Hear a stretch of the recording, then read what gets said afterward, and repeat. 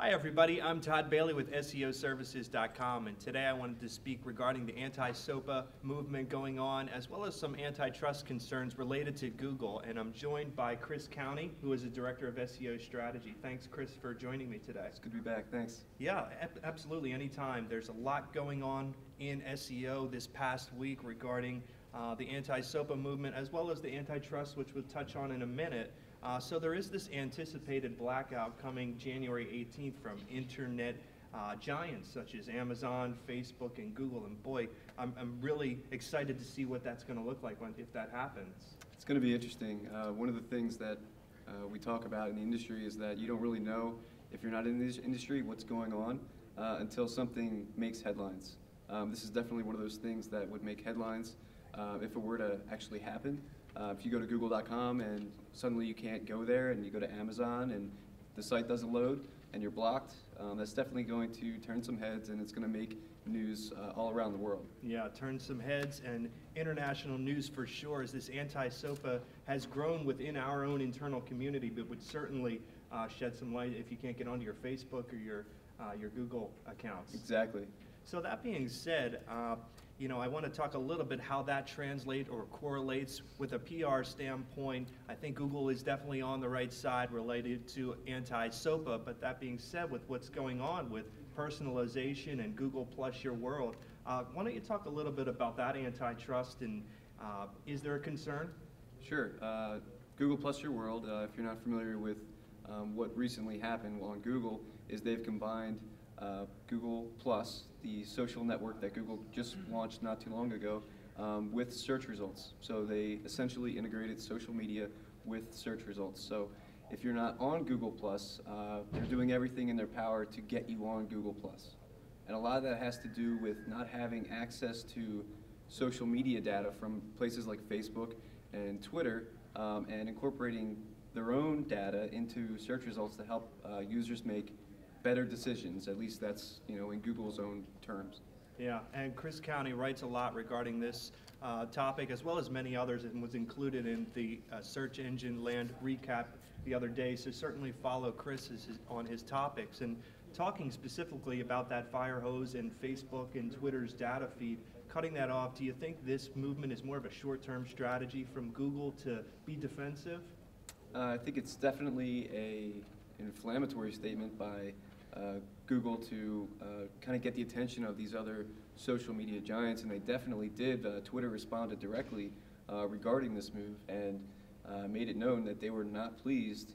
And then we take a step back and look and say, well, Google used to have access to the Twitter data directly within their search results, and Twitter cut off the fire hose, or they turned the fire hose off, however you want to put it. And so now they're kind of they backed themselves into a corner and kind of forced Google's hand into integrating their own social data because the data wasn't there anymore. Yeah.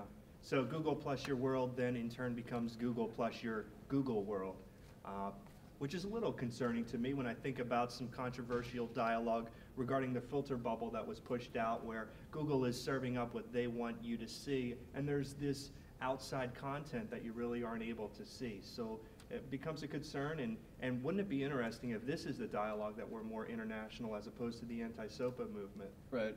It's good that like for Google, it's good that these things are happening at the same time, because one is definitely going to take precedence over the other in terms of headlines, and it's just simply going to get more press if these sites are turned off versus any antitrust concerns that are being raised by Google plus your world and turning off organic search result keyword terms versus not turning off organic terms for paid search.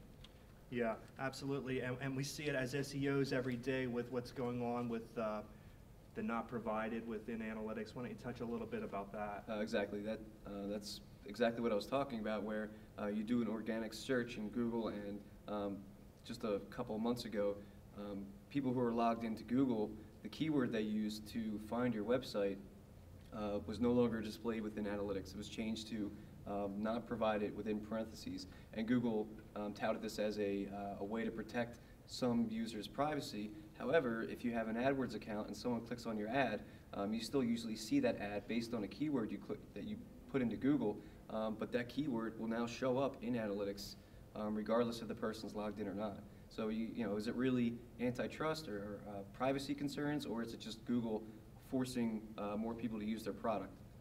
And as SEOs, we see this every day, and we know there is a lot of data out there, and it'd be interesting to see if that dialogue, again, were at the forefront. If that were the case, do you think Google might lose some market share? I think if it was brought to more attention of people that could make decisions like that they would definitely, they could definitely lose some market share.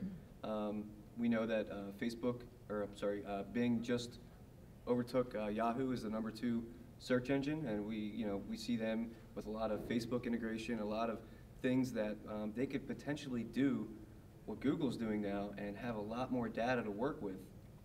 And so it'd be interesting if they don't take the bait, if Facebook doesn't release the data and Twitter doesn't release the data, and then they decide to make their own version of Google Plus or this Google Plus Your World where it integrates search and social.